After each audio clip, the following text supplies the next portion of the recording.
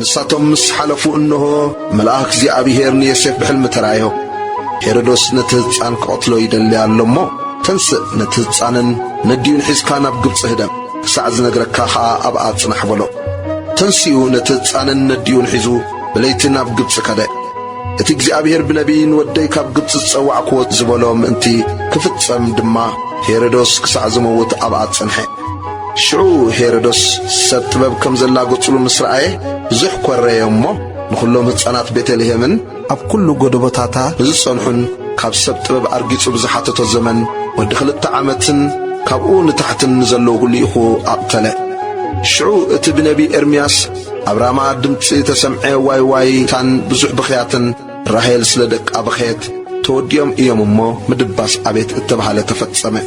ሄሮድስ ምስ ሞተ እንሆ ኣብ ግብፂ መልአክ እግዚኣብሔር ንዮሴፍ ብሕልሚ ተራእዮ እቶም ህይወት እዚ ህፃን ዝደልዩ ሞይቶም እዮም እሞ ተንስእ ነዚ ህፃንን ነዲዩን ሒዝካ ናብ ምድሪ እስራኤል ኪድ በሎ ንሱ ድማ ተንሲኡ ነቲ ህፃንን ነዲዩን ሒዙ ናብ ምድሪ እስራኤል መጸ ኣርኬላዎስ ኣብ ክንዲ ኣቦኡ ሄሮድስ ከም ዝነገሰ ሰሚዑ ግና ናብኡ ምኻድ ፈርሄ ብሕልሚ ምስ ተገልጸሉ ድማ ናብ ምድሪ ገሊላ ከደ እቲ ብነቢያት ናዝሬታዊ ክበሃል እተባሃለ ምእንቲ ክፍጸም ናዝሬት ናብ እትበሃል ዓዲ መጺኡ ተቐመጠ